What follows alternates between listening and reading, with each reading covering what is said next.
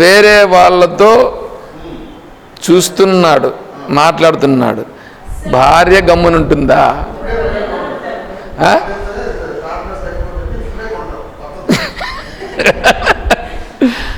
ఏమండి, మీ వస్తువుల పైన ఇది నాది అనుందా లేదా? మీ వస్తువుల్ని ఎవడైనా కబ్జా చేయడానికి ప్రయత్నం చేస్తే ఒప్పుకుంటారా? మిమ్మల్ని ఎవరైనా ఏమైనా అంటే ఒప్పుకుంటారా? సరే, అంతవరకే ఉంటే పర్లేదు. మీకు ఒక కులం ఒకటి ఉందండి. మీ కులస్తుల్ని ఎవరైనా ఏమైనా అంటే మీరేం చేస్తారు? కుల సంఘానికి సంబంధించి మీరు సపోర్ట్ చేస్తారా, చేయరా? అవునా? కుల సంఘానికి సంబంధించి.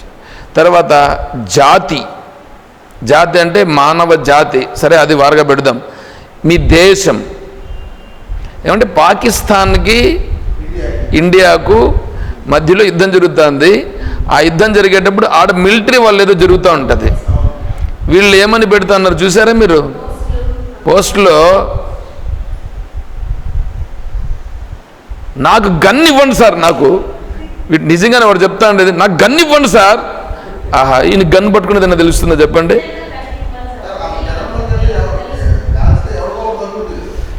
ఎవడికో ఒకటి తగులుతుందో ఏమవుతుందో. అసలు వీడు మాట్లాడుతూ ఉండేది భారతదేశం అనే భావనతో మాట్లాడుతున్నాడుగా. నా దేశస్థుడు వేరే దేశస్థుడు అనే భావన ఉందిగా. ఇప్పుడు నాది అనేది వచ్చిందా లేదా? క్రికెట్ ఆడుతూ ఉంటారండి. క్రికెట్ ఆడుతూ ఉంటే ఇప్పుడు భారత్ ఆస్ట్రేలియా జరుగుతుందని అనుకోండి, హై టెన్షన్తో చూస్తారు. భారత్ పాకిస్తాన్ ఆడుతూ ఉందని అనుకోండి, ఆ రోజు అన్నీ సెలవులే. వాడికి ఏంటంటే భారత్ ఆస్ట్రేలియా ఆడితే పెద్ద సమస్యలా, వీడికి చూసి ఎంజాయ్ చేస్తాడు. ఆస్ట్రేలియా వాళ్ళు చాలా బ్రహ్మాండంగా ఆడతారు, కానీ వీళ్ళు కూడా ఏమో చూద్దాం, ఏమో దైవాది, అబ్బా దేవునికి టెంకాయ కొట్టిపోతానని అనుకుంటాడు వీడు. అంటే ఎట్లుంటుందంటే వీడికే తెలుసు, అయినా మనోళ్ళు ఏదో చేస్తారు అనేటట్లుగా వీడికి ఒక భావన ఉంటుంది. అయినా వీడు ఆడుతూ ఉన్నాడు, ఏమన్నా వీడు ఆడకపోయినా వీడు ఆడుతూ ఉన్నట్లుగా వాడు ఎవరు ఆస్ట్రేలియా వాళ్ళు 6 కొట్టినాడు అనుకోండి, వీడు ఇండియా వాడు 4 కొడితే కూడా అబ్బా ఎట్లా ఉంటుంది చెప్పండి? ఇది ఏంది? ఇది నాది. నాది ఎక్కడండి? చూడండి ఎంత దూరం పోతుందో చూసారా? నాది. తర్వాత మతం, నా మతం, నీ మతం. ఇవన్నీ బంధాలు కాదా? బంధాలు అవునా కాదా? ఇవన్నీ చుట్టుకొని ఉన్నాయి లేదా? తల్లి తండ్రి బంధం కాదా? కొడుకులు బంధం కదా? ఇవన్నీ బంధాలుగా. నేను, నాది, ఇవి రెండింటితో బంధం. కర్తృత్వం, కర్త అయిపోయినాడు లేదా? వీటి వలన కర్త అయినాడు, భోక్త కూడా. ఎందుకు? వీటిని నేనే అనుభవిస్తున్నా, నేను చేస్తున్నాను అనేటువంటిది కర్త. అనుభవించేది కూడా ఎవరు అనుభవించాలి?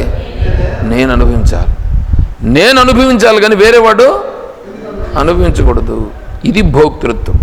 కర్తృత్వము భోక్తృత్వం అనేటువంటివి రెండు ఎప్పుడైతే వీనిపైన పెట్టుకున్నాడో వీడేమైపోయినాడు? ఇప్పుడు ఆ ఎలకలాగా బంధింపబడిపోయి, నేను ఎలకలాగా బంధింపబడినానని కూడా గుర్తించలేని స్థితిలో పడిపోయినాడు. సరే, దీనికి ఒక శ్లోకం చెప్తా. కర్మణ్యకర్మయః పశ్యేత్ అకర్మణి చ కర్మయః సబుద్ధిమాన్ మనుష్యేషు.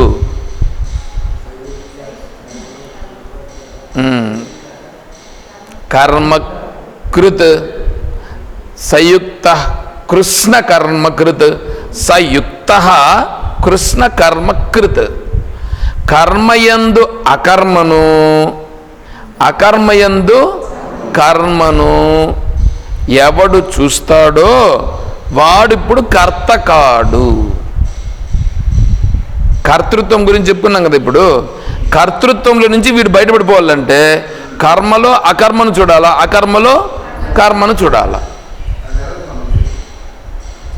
మీరు చదవండి, ఈరోజంతా ప్రయత్నం చేయండి.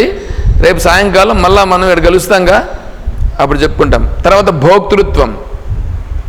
భోక్తృత్వం భోక్తారం యజ్ఞ తపసాం సర్వలోకమహేశ్వరం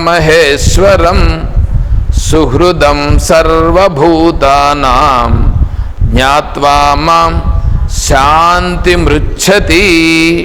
5వ అధ్యాయంలో చివరి శ్లోకం ఇది. అది కర్మణ్యకర్మయః పశ్యేత్ అనేటువంటిది 4వ అధ్యాయంలో 18వ శ్లోకం అనుకుంటా, నాకు కరెక్ట్గా గుర్తులేదు.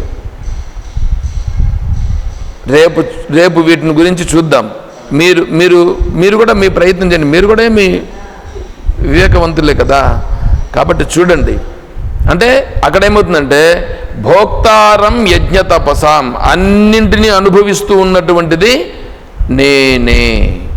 ఈశ్వరుడు చెప్పిన మాట. ఈశ్వరుడు భోక్త.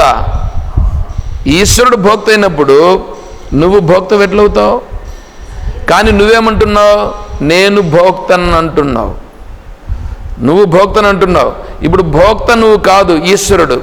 అప్పుడు నువ్వు ఫ్రీ అవుతావు. కర్మ చేసే దాంట్లో నేను కర్తను కాదు అనేటువంటి దాని నుంచి నువ్వు బయటపడతావు. అప్పుడు నువ్వు కర్త నుంచి బయటపడిపోతావు, కర్తృత్వం నుంచి బయటపడతావు, భోక్తృత్వం నుంచి బయటపడతావు. అప్పుడు నువ్వు విముక్తుడు అవుతావు. దీన్ని రేపు కంటిన్యూ చేద్దాం. ఓం తత్సద్. ఓం అసతో మా సద్గమయ. ఓం తమసో మా జ్యోతిర్గమయ. ఓం మృత్యోర్మా అమృతం గమయ.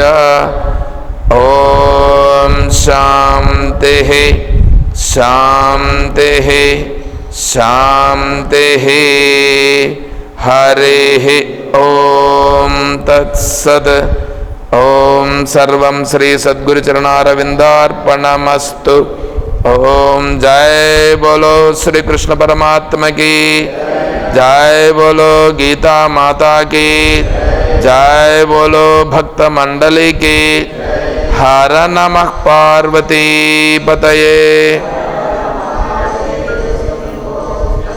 जय सीताराम. हरे ओम तत्सत्. ओम